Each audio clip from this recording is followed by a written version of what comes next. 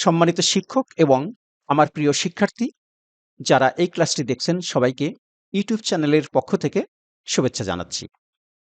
সম্মানিত শিক্ষক, আপনারা যারা এই ক্লাসটি দেখছেন তারা হয়তো এই থাম্বনেলের এই অংশটি পড়ে থাকবেন, একজন শিক্ষক কিভাবে শিক্ষার্থীদের শূন্যস্থান পূরণ শেখাবেন।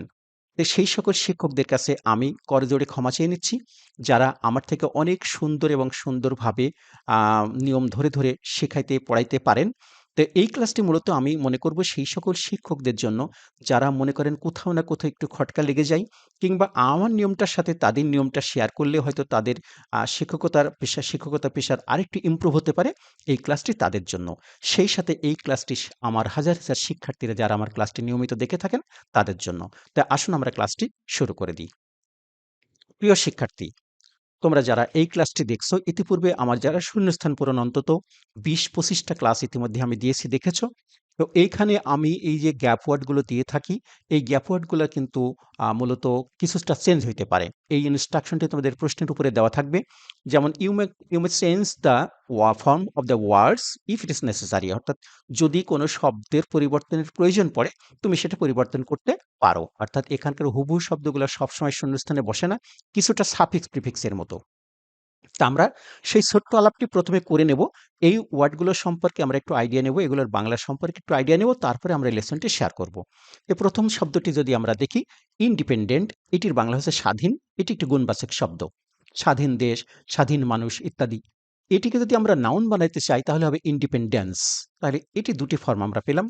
নেচার, এটি হচ্ছে প্রকৃতি, এটি একটি নামবাচক শব্দ। এটিকে যদি আমরা ন্যাচারাল বলি তাহলে সেটি হবে হচ্ছে প্রাকৃতিক গুণবাচক শব্দ। নেইবার, প্রতিবেশী, এটিকে আমরা প্লুরাল করলে নেইবার্স হবে। তারপরে আসে লার্জ, স্বাধীন, বড়। লার্জ হচ্ছে বড়, এটি গুণবাচক শব্দ নিঃসন্দেহে। আর তারপরে আছে শেয়ার। শেয়ার আছে কোনো কিছু ভাগাভাগি করা বা অংশী হওয়া, কোনো কিছুর অংশীদার হওয়া, অথবা কাউকে অংশ দেওয়া, একই সাথে কোনো কিছু ভাগ করে নেওয়া। তো এইটি একটি ভার্ব ওয়ার্ড, এই ওয়ার্ডটা আমরা ভার্ব ওয়ার্ড পেলাম। তারপর নাম্বার, সংখ্যা, এটি একটি নিঃসন্দেহে নামবাচক শব্দ, নাউন। অ্যাডোবি, অ্যাডোবির অর্থ হচ্ছে বাসস্থান, বিশেষ করে মাটির তৈরি বাসস্থান, এটি নামবাচক শব্দ, নাউন। সোর্স, উৎস, এটিও নামবাচক শব্দ নিঃসন্দেহে। তারপর টু, এটা প্রিপোজিশন, আমরা সবাই জানি। আর এই যে এশিয়া, এশিয়া এটি একটি মহাদেশের নাম, নিঃসন্দেহে নাউন। আর এটিকে যদি আমরা গুণবাচক শব্দ বানাইতে চাই তাহলে হবে এশিয়ান, অর্থাৎ শেষে একটা এন যোগ করলে সেটি হয়ে যাবে গুণবাচক শব্দ বা অ্যাডজেক্টিভ হয়ে যাবে। আশা করি এই সবটি আমি যে একটু ব্যাখ্যা দিলাম তোমরা ধরতে পেরেছো। যদি মনে না থাকে তাহলে আরেকবার এই শব্দগুলো ভিডিওটা পজ করে অথবা রিবাউন্ড করে আরেকবার দেখে নিও। তো আসো আমরা এবারে শুরু করে দিই। Bangladesh is a south dash country. খেয়াল করো, এইখানে একটি নামবাচক শেষ শব্দটি নাউন, তারপরে একটি গ্যাপ। এখানে একটি ফ্রেজ আছে, আ সাউথ ড্যাশ কান্ট্রি, এটি একটি নাউন ফ্রেজ। অর্থাৎ কোনো ডিটারমিনার দিয়ে শুরু হলে পারে তার শেষ শব্দটি নাউন হয়, সেই নাউন পর্যন্ত এই সবটুকুকে একসাথে আমরা বলবো এটি একটি নাউন ফ্রেজ। তো এখানকার নিয়মটি আমরা দেখিনি। প্রথমেই দেখো, ডিটারমিনার দিয়ে মাঝেরটা আমরা নাই পড়লাম আপাতত। ডিটারমিনার দিয়ে শুরু হওয়া ফ্রেজটির শেষ শব্দটি নাউন হয়, এবং শেষের নাউন ওয়ার্ডটির পূর্বে যদি গ্যাপ থাকে তবে উক্ত গ্যাপে অ্যাডজেক্টিভ বসবে। খেয়াল করো, এই ডিটারমিনার দিয়ে শুরু হয়েছে একটি ফ্রেজ, কান্ট্রি নামবাচক শব্দ নাউন, তার আগে একটি গ্যাপ, এই শব্দটি আমাদের করতে হবে হচ্ছে অ্যাডজেক্টিভ। তো এখন আমরা কি হবে, Bangladesh is a south dash country, অর্থাৎ বাংলাদেশ একটি দক্ষিণ এশিয়ার একটি দেশ। তোমরা বুঝতেই পারছো এই শব্দটি এখানে আসবে, কিন্তু কি হিসাবে আসবে, গুণবাচক শব্দ হিসেবে আসবে। তো এশিয়ার গুণবাচক শব্দ হচ্ছে এইশান, তো আমরা লিখে দিলাম এখানে এইশান। এই যে আমরা একটা এন যুক্ত করে দিয়েছি। আশা করি ধরতে পেরেছি। তারপর বলছে it is blessed with dash beauty. খেয়াল করো, এই যে বিউটি, সৌন্দর্য, এটি নামবাচক শব্দ, এখানে বাক্য শেষ। আর উইথ হচ্ছে একটি প্রিপোজিশন, তাহলে প্রিপোজিশন আর এই নাউন নামবাচক শব্দের মাঝখানে একটি গ্যাপ আছে। নিয়মটা কি হবে, আমরা নিয়মটা দেখে নিই। বলছে প্রিপোজিশন দিয়ে শুরু হওয়া ফ্রেজটির শেষ শব্দটি নাউন হয়, অর্থাৎ এটি নাউন, এটি প্রিপোজিশন। এই যে এখানে কয়েকটা প্রিপোজিশন আমি লিখে দিয়েছি, অল্প কয়েকটি দিয়েছি, তোমরা লিস্টটা ভালো করে পড়ে নিও। এই যে উইথ এখানে আছে, লাল কালি দিয়ে দিয়েছি, কারণ এখানে উইথের ব্যবহার আছে, এই জন্য এটা লাল কালি দিয়ে আমি একটু দেখিয়ে দিয়েছি। তারপর বলছে, তবে প্রিপোজিশন এবং নাউন ওয়ার্ডটির মাঝে যদি গ্যাপ থাকে, এ আমাদের প্রিপোজিশন, এ আমাদের নাউন ওয়ার্ড, তার মাঝে গ্যাপ, তবে উক্ত গ্যাপে অ্যাডজেক্টিভ বসবে। আবার এখানে একটি অ্যাডজেক্টিভ লিখবো, তাহলে কি লিখবো, it is blessed with dash beauty. তাহলে এটি কি সৌন্দর্য, ইট ইজ ব্লেসড হচ্ছে আশীর্বাদ পুষ্ট হয়েছে, তাহলে এটিকে আশীর্বাদ পুষ্ট করা হয়েছে বিউটি দিয়ে। কি বিউটি দিয়ে, প্রাকৃতিক সৌন্দর্য দিয়ে। বিউটি হচ্ছে সৌন্দর্য। কোন সৌন্দর্য? প্রাকৃতিক সৌন্দর্য। তো প্রাকৃতিক সৌন্দর্য বানাইতে হলে ন্যাচারকে আমাদের ন্যাচারাল বানাইতে হবে। অ্যাডজেক্টিভ। তো আমরা এখানে লিখব ন্যাচারাল। তো আমরা উত্তরটি লিখে ফেলি। এই যে আমরা লিখলাম হচ্ছে ন্যাচারাল। আশা করি ধরতে পারছি। Natural resources abound in this country, বলতে প্রাকৃতিক সম্পদে এই দেশটি একেবারে ভরপুর ভরে আছে। বাংলাদেশ ড্যাশ বাউন্ডারি, বাউন্ডারি হচ্ছে দেওয়াল বা সীমানা, উইথ ইন্ডিয়া অ্যান্ড মায়ানমার, তাহলে মায়ানমার এবং ইন্ডিয়ার সাথে বাংলাদেশের একটি সীমানা আছে। তো দেখো খেয়াল করো, এটি নামবাচক শব্দ, বাউন্ডারি দেয়াল, বাউন্ডারি হচ্ছে দেয়াল, এটিও নামবাচক শব্দ। উইথ ইন্ডিয়া অ্যান্ড মায়ানমার, এটা একটা প্রেপোজিশন দিয়ে শুরু হয়েছে, প্রেপোজিশনাল ফ্রেজ। তাহলে উইথ ইন্ডিয়া অ্যান্ড মায়ানমার কি দিয়ে? মায়ানমার এবং ইন্ডিয়া দিয়ে। তাহলে দেখো এই বাক্যটির মধ্যে কোথাও কোনো ভার্বের উপস্থিতি নেই। তাহলে নিয়মটি দেখো, নিয়ম বলছে যে বাক্যে ভার্বের অনুপস্থিতি থাকলে অনুচ্ছেদটির টেন্স এবং সাবজেক্টের নাম্বার ও পার্সন অনুযায়ী ভার্বের সঠিক রূপ লিখতে হবে। বুঝিয়ে দিচ্ছি আমি। এই বাক্যে কোনো ভার্ব নেই, একটু আগে আমরা তা ধরতে পেরেছি। এখন যেহেতু এই বাক্যে কোনো ভার্ব নেই, তাহলে একটি ভার্ব লিখতে হবে। সেই ভার্বের কোন ফর্ম আমরা লিখব? যদি এই প্যাসেজটি প্রেজেন্ট টেন্সে হয়, তাহলে ভার্বের প্রেজেন্ট রূপ লিখব। যদি গল্পটি পড়ে, এই অনুচ্ছেদটি পড়ে মনে হয় যে এটি পাস্ট টেন্স, তাহলে আমরা এখানে পাস্ট ভার্ব লিখব। এখানে আমরা পাস্ট ভার্ব লিখব। তারপরে দেখো খেয়াল করো, বাংলাদেশ ইজ, এ আমাদের প্রেজেন্ট, ইট ইজ ব্লেসড, এ আমাদের প্রেজেন্ট, তাহলে আমরা ভার্বটি প্রেজেন্ট ফর্মেই লিখব। এতে গল্পটাই হচ্ছে প্রেজেন্ট ফর্মে। এখন কথা হচ্ছে এইখানকার ভার্ব ওয়ার্ডটি কোনটি? এই লেসনটি আমরা যখন পড়েছিলাম, পরে বক্স ওয়ার্ডগুলো একটি মাত্র ভার্ব আছে, তোমাদের দেখিয়ে দিয়েছিলাম, শেয়ার। তাহলে এবার আমাদের শেয়ার এখানে বসাই, তাহলে কি হবে? Bangladesh share boundary with India and Myanmar. Bangladesh হচ্ছে ইন্ডিয়া এবং মায়ানমারের সাথে তার সীমানা ভাগাভাগি করে নিয়েছে। এখন আমরা এই শেয়ার শব্দটি এখানে বসাবো, কিন্তু এখানে আরেকটি কথা লেখা আছে, সাবজেক্ট এর নাম্বার এবং পার্সন অনুযায়ী ভার্বের সঠিক রূপ লিখতে হবে। তাহলে খেয়াল করো, এটি আমাদের verb, third person singular number. তাহলে এইখানে আমরা যে ভার্বটি লিখবো, আমরা জানি প্রেজেন্ট ভার্ব লিখতে হলে তার সাবজেক্টে যদি থার্ড পারসন সিঙ্গুলার নাম্বার হয়, তাহলে এই ভার্বের শেষে আমরা একটা এস বাই এস লিখে দেবো। তাহলে এখানে আমরা লিখবো শেয়ারের শেষে এস দিয়ে শেয়ার্স। তাহলে উত্তরটা আমরা লিখলাম হচ্ছে শেয়ার্স। তারপরেটি আসো, the three sides of the country are surrounded by this two dash, বলছে এই দেশের তিন পাশ বেষ্টিত আছে, আর সারাউন্ডেড বেষ্টিত আছে, বাই দিস টু ড্যাশ, এই দুই কি দিয়ে? এই দুইয়ের পরে একটি নাউন ওয়ার্ড বলতে হবে। কেন নাউন ওয়ার্ড বলবো? নিয়মটা দেখে নাও। নিয়ম বলছে যে ডিটারমিনারের পর নাউন বসে, ডিটারমিনারের পর নাউন বসে। আমরা মাঝটুকু পড়বো না, কিন্তু মাঝেরটুকু হচ্ছে ডিটারমিনারের, আমি একটা লিস্ট দিয়েছি। মূল নিয়মটুকু হচ্ছে ডিটারমিনারের পর নাউন বসে। এই যে আমি টু লালটা করে দিয়েছি কেন? কারণ এখানে টু এর ব্যবহার আছে, ডিটারমিনার টু। তাহলে এই টু এর পরে কি বসবে? নাউন বসবে। খেয়াল করো, এই যে ডিটারমিনার, এটি হচ্ছে আমাদের ডিটারমিনার। এই যে আমাদের লিস্টের মধ্যে ডিটারমিনার আছে, তারপরে একটি মাত্র শব্দ আছে, সেটি কি হবে? নাউন হবে। এখন কথা হচ্ছে কোন নাউনটি? এখানে নাউন কিন্তু আমরা দেখেছি যে নাম্বার একটি নাউন, অ্যাডোবি একটি নাউন, নেবার একটি নাউন, সোর্স একটি নাউন, এশিয়া অলরেডি ব্যবহার করেছি। তাহলে এই চারটি নাউনের মধ্যে কোন নাউনটি আমরা লিখতে পারি? নিয়ম আমরা বাক্যটি পড়ে নিই। বলছে যে দা, সরি কোথা থেকে পড়বো আমরা? হ্যাঁ, এখান থেকে। The three sides of this country, এই দেশের তিন পাশ, আর সারাউন্ডেড বেষ্টিত হয়েছে, বাই দিস টু, দুইটি কি দিয়ে? প্রতিবেশী দিয়ে। দেখো এইটা আনলে আমাদেরকে মিলে যায়। তাহলে এইখানে আমরা লিখবো নেইবার। কিন্তু যেহেতু এইখানে টু আছে, তাহলে টু এর পরে আমরা সিঙ্গুলার নাউন লিখতে পারবো না, টু বয়েজ বলতে হবে, টু বয় না। টু গার্লস বলতে হবে, টু গার্ল বলতে পারবো না। টু অ্যাপল বলতে পারবো না, টু অ্যাপলস। তাহলে টু নেইবার বলতে পারবো না, টু নেইবার্স। তো আমরা লিখে দিলাম টু নেইবার্স। এ আমাদের উত্তর। তারপর আসো, দ্য বে অফ বেঙ্গল, বঙ্গোপসাগর। দ্য বে of Bengal is dash the south of Bangladesh. তাহলে বাংলাদেশের দক্ষিণ হচ্ছে বঙ্গোপসাগর অবস্থিত। এখন আমাদের এই কথাটা এখন কি লিখবো? আমরা কোন নিয়মে কি লিখবো? খেয়াল করো, এটি আমাদের গ্যাপ, গ্যাপের আগে একটি বি ভার্ব আছে। চমৎকার একটি নিয়ম আছে বি ভার্বের, আমরা দেখে নেব। বলছে বি ভার্বের পর ডিটারমিনার না থাকলে, খেয়াল করো এটি ডিটারমিনার, এখানে কোনো ডিটারমিনার, সরি, এটি একটি বি ভার্ব। এই যে বলছে বি ভার্বের পর ডিটারমিনার না থাকলে, এটি একটি বি ভার্ব, এরপরে কোনো ডিটারমিনার নেই, আছে একটি গ্যাপ। ডিটারমিনার না থেকে আছে একটি গ্যাপ। এবার বলছে বি ভার্বের পর ডিটারমিনার না থাকলে সাধারণত উক্ত বি ভার্বের পর অ্যাডজেক্টিভ বসে, অর্থাৎ এই গ্যাপে একটি অ্যাডজেক্টিভ বসার কথা ছিল। ঠিক আছে?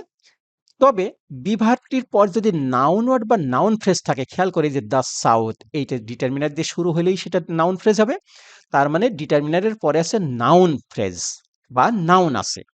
তখন বলছে তবে ওই নাউনের ওয়ার্ড বা ওই নাউন ফ্রেজের পূর্বে যদি গ্যাপ থাকে, এই নাউন ফ্রেজের আগে এইখানে একটি গ্যাপ আছে, তবে উক্ত গ্যাপে প্রিপজিশন বসবে। তাহলে এইখানে বসার কথা ছিল একটি অ্যাজেক্টিভ। কখন অ্যাজেক্টিভ বসতো? যদি এই গ্যাপের পরে এদিকে কোনো নাউন ওয়ার্ড না থাকতো, তাহলে এখানে আমরা একটি অ্যাজেক্টিভ বলতাম। কিন্তু যেহেতু এইখানে নাউন ওয়ার্ড আছে, তাই আমরা এইখানে অ্যাজেক্টিভ বলতে পারবো না, আমাদেরকে বলতে হবে একটি, লিখতে হবে একটি প্রিপজিশন। তা আমরা জানি এখানে একটি মাত্র প্রিপজিশন আছে, সেই প্রিপজিশনটা আমরা এখানে লিখবো। তা আমরা লিখলাম হচ্ছে টু। তাহলে উত্তরটা আমরা লিখে দিই, উত্তরটা আমরা লিখলাম টু।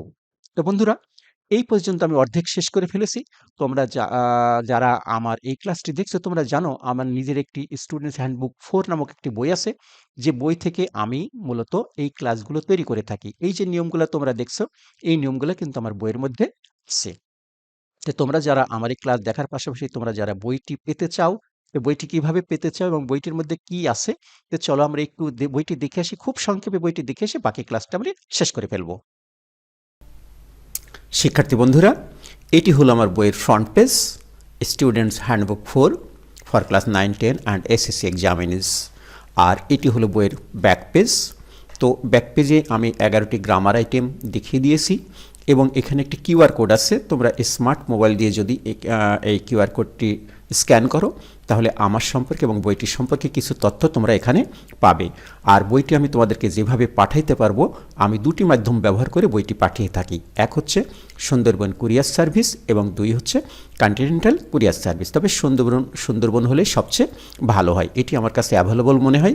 আর বইটি পাওয়ার জন্য যোগাযোগ করতে হবে আমার মোবাইল 01740717656 এই নাম্বারে। কোনো কারণে যদি মোবাইল আমাকে পাওয়া না যায়, আমার এই একই নাম্বারে হোয়াটসঅ্যাপ এবং ইমো আছে, তোমরা আমার সাথে হোয়াটসঅ্যাপে অথবা ইমোতে যোগাযোগ করতে পারো।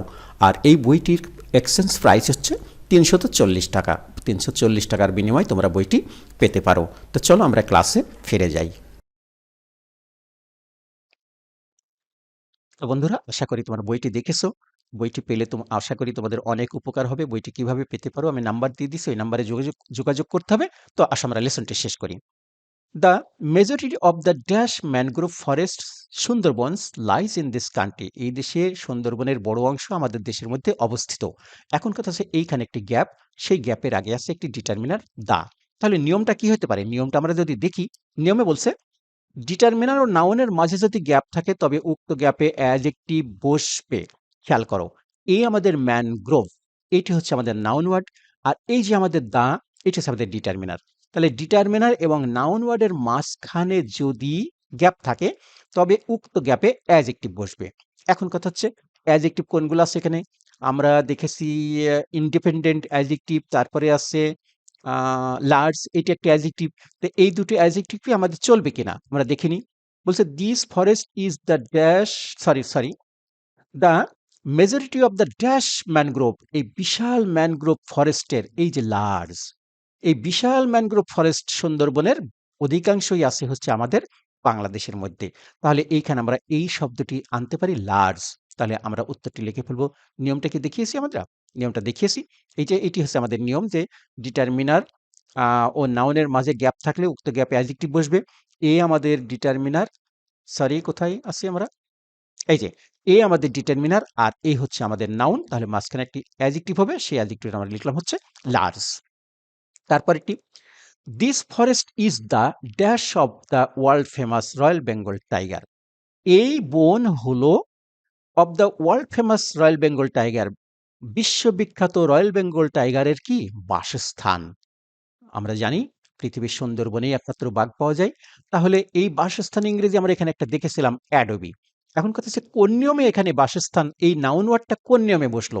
আবার নিয়মটা দেখে নিই আমরা। নিয়ম বলছে ডিটারমিনার ও প্রিপজিশন অফ এর মাঝখানে নাউন বসে। খেয়াল করো, এটি হচ্ছে আমাদের ডিটারমিনার, এটি আমাদের প্রিপজিশন অফ। শুধু অফ নয়, যে কোনো প্রিপজিশন হলে হতো। আমি এখানে প্রিপজিশনের ব্যবহার, অফ এর ব্যবহার আছে, তাই লাল কালি দিয়ে দেখিয়ে দিয়েছি।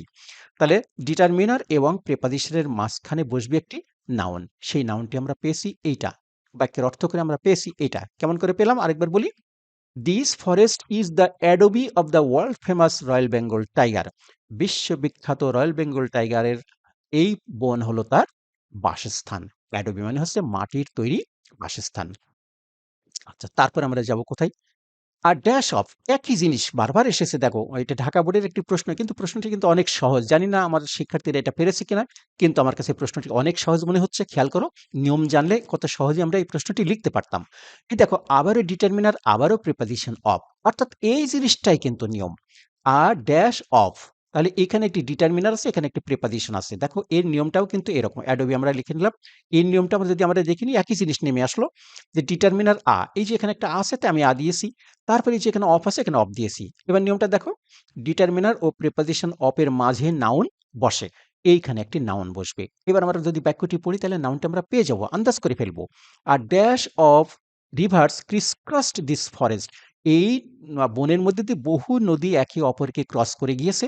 তাহলে আমরা কি বলবো? আর ড্যাশ অফ রিভার্স, তাহলে কি বলবো? আর নাম্বার অফ রিভার্স, অসংখ্য নদী, যে একটা সংখ্যা লাগবে এখানে। আর নাম্বার অফ রিভার্স, অসংখ্য নদী ক্রিসক্রসড দিস ফরেস্ট, এই নদীর মধ্যে একে অপরকে ছেদ করেছে, একে অপরের উপরের দিয়ে বয়ে গেছে। তাহলে আমরা এখানে উত্তরটা লিখলাম কি? উত্তরটা লিখলাম হচ্ছে আমরা, সরি, নাম্বার। কেন নাম্বার? এই যে আমাদের ডিটারমিনার, এই আমাদের প্রিপোজিশন। তাহলে ডিটারমিনার ও প্রিপোজিশনের মাঝে নাউন বসে। এখানে আমি অফ লিখেছি এই কারণে যে এখানে অফটা দেওয়া আছে। কোথায়? আমাদের ক্রিসক্রসডের মধ্যে। এই যে দ্য ড্যাশ, সরি না, এই যে আর এই যে অফ প্রিপোজিশন। এবার আমরা যাব এইটাতে, আই নাম্বারে যাব। It is also a great dash of natural wealth. খেয়াল করো, আবারও ডিটারমিনার, আবারও প্রিপোজিশন, আবারও ডিটারমিনার, আবারও প্রিপোজিশন। তাহলে নিঃসন্দেহে বুঝতে পারছো, এইখানে একটি নাউন হতে হবে। নিয়মটা দেখে নাও। নিয়ম বলছে যে ডিটারমিনার ও প্রিপোজিশন অফ এর মাঝে নাউন বসে। এখানে আবারও আছে, আমাদের অফ আছে। তাহলে এইখানে আমরা একটি নাউন লিখবো। আর এই নাউনের ওয়ার্ডের আগে যেটি থাকবে সেটি কিন্তু অ্যাডজেক্টিভ হবে। এটা গ্রেট অ্যাডজেক্টিভ দেওয়াই আছে। তাহলে আমরা কি লিখবো? A great dash of natural wealth, তাই না? It is also a great dash of natural wealth, এটা আরো প্রাকৃতিক সম্পদের একটা কি? উৎস। উৎসের ইংরেজি কি? সোর্স। এটি আমাদের নাউন ওয়ার্ড, আমরা আগেই বলেছি। তাহলে এখানে আমরা লিখে দেব সোর্স। তারপরে শেষ শব্দটি আমরা চলে যাব। Bangladesh got her dash through a 9 month long freedom war. Bangladesh এটা পেয়েছিল, তাই না? Through a 9 month long freedom war, 9 মাসের যুদ্ধের মধ্য দিয়ে বাংলাদেশ এটাকে অর্জন করেছিল। তাহলে কি অর্জন করেছিল সেটা? সেটা অর্জন করেছিল হচ্ছে স্বাধীনতা। তা আমরা যদি স্বাধীনতা, এখানে আছে ইন্ডিপেন্ডেন্ট, স্বাধীন, আমরা এখানে স্বাধীন বসাইতে পারবো কি? পারবো না। কেন পারবো না?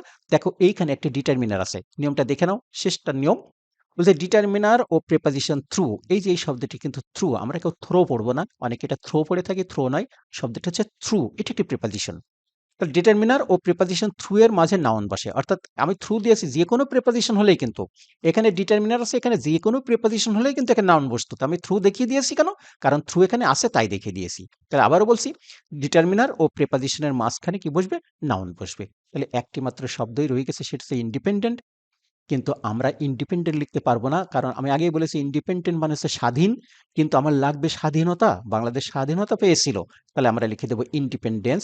তো এই হলো আমাদের উত্তর। তো শিক্ষার্থী বন্ধুরা এবং সম্মানিত শিক্ষকবৃন্দ, আমার এই ক্লাসটি যদি ভালো লাগে, তাহলে নিশ্চয়ই আপনাদের মনটা এমন না হয়ে, আপনাদের মনটা এমন হওয়ার কথা, মুখে একটু হাসি থাকার কথা। আর যদি ক্লাসটি ভালো লাগে, তাহলে নিশ্চয়ই ইতিমধ্যে একটি লাইক করেছেন, সেই সাথে একটু কমেন্টস করবেন, খুব খুশি হব।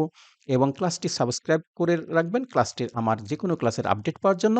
এবং সেই সাথে বন্ধুদের সাথে ক্লাসটি শেয়ার করে দিলে অনেক অনেক খুশি হব। আজকে আর নয়, খুব শীঘ্রই দেখা হবে আবার নতুন ক্লাস নিয়ে। সেই পর্যন্ত আল্লাহ হাফেজ।